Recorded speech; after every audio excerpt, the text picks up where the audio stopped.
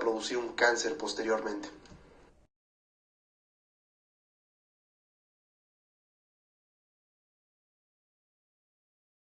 Ahora bien, vamos a ver cuál es el mecanismo de esta bacteria de Helicobacter pylori. Ya les comenté varias veces que es la más frecuente para producir úlceras pépticas, ¿no?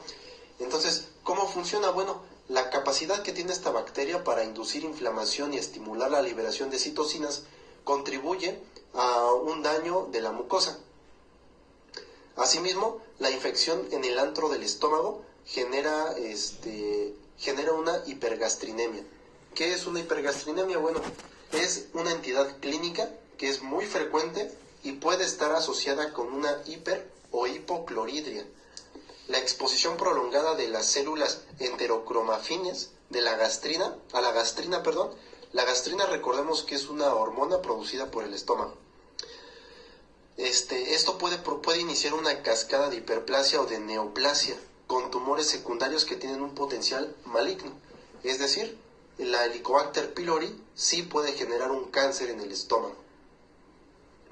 Aunado a esto, posterior a la hipergastrinemia, ocurre un aumento en la producción de ácido. La lesión del duodeno por ácido promueve el desarrollo de metaplasia gástrica, permitiendo al patógeno que colonice estas áreas e inducir ahora las úlceras duodenales. Entonces podemos ver que es como una reacción en cadena, ¿no? Que una cosa va llevando a la otra y así sucesivamente.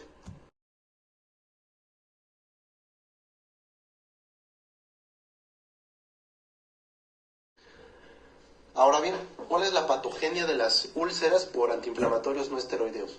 Bueno, esto consiste en la lesión de la mucosa y en la inhibición de la síntesis de prostaglandinas. Estos medicamentos, por ejemplo, como el ácido acetil salicílico, el cual es el más ulcerogénico de todos los antiinflamatorios no esteroideos. La lesión gástrica inducida por estos medicamentos es asintomática y las complicaciones aparecen sin advertencia previa. Esto se genera se debe, ¿por qué? Porque estos antiinflamatorios no esteroideos inhiben a una coenzima, la coenzima X1, que participa en la producción de prostaglandinas de la mucosa gástrica. Y es por eso que estos antiinflamatorios producen úlceras pépticas.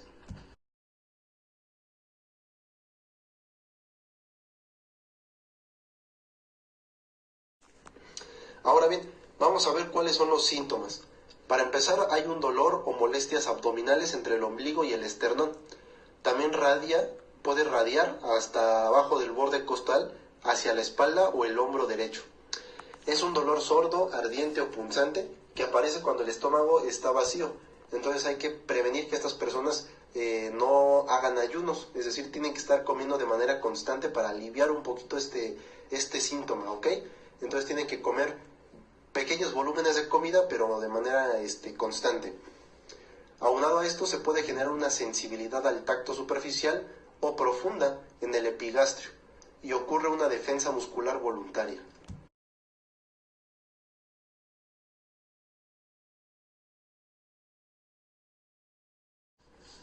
Otros síntomas muy importantes son una hinchazón, eructos constantes, náuseas, vómitos, anorexia porque prácticamente pierden el apetito y por ende genera una pérdida de peso.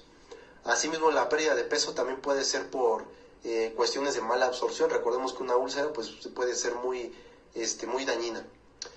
Otro síntoma sería la melena y una hematemesis o también un vómito con aspecto de granos de café.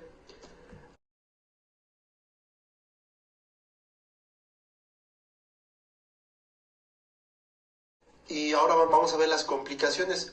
Las complicaciones prácticamente empiezan con estas últimas dos, que sería la melena y la hematemesis. Si el paciente presenta melena y hematemesis es porque son signos prácticamente de tres complicaciones muy importantes. La primera es de una hemorragia digestiva aguda o crónica. Esto ocurre cuando prácticamente la úlcera ya está tan, ¿cómo se puede decir?, tan fuerte que el mismo ácido del estómago empieza a romper el vaso sanguíneo. O esta úlcera puede romper un vaso sanguíneo y por ende la sangre que se pierde por esta hemorragia, el paciente la va a expulsar ya sea por las heces o por el vómito, creando una melena o una hematemesis. También puede ocurrir una perforación gastrointestinal. Esto ocurre cuando la úlcera ya atravesó la pared del estómago, o sea, es una úlcera ya muy grave que ya atravesó totalmente el estómago y pues obviamente la úlcera ya empieza a penetrar otro órgano adyacente, puede ser un intestino, puede ser un páncreas, por ejemplo, etcétera, ¿no? O sea, empieza a dañar algún órgano adyacente. Y la tercera es una obstrucción gastrointestinal, es decir, esto ocurre cuando la úlcera bloquea el camino de la comida que busca salir del estómago.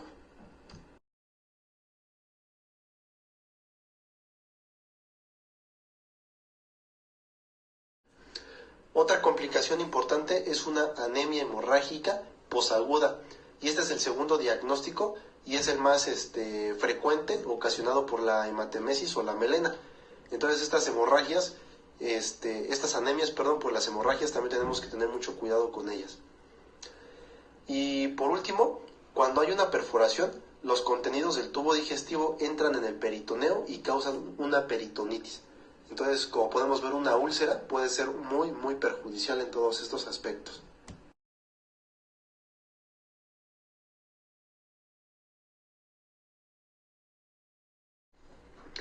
Ahora, ¿cuál es el tratamiento y las recomendaciones?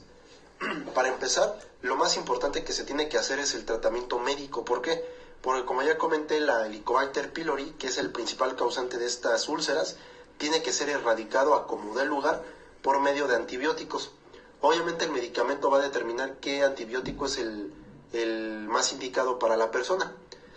Y si la úlcera fue ocasionada por algún antiinflamatorio no esteroideo, pues lógicamente tiene que suspenderse.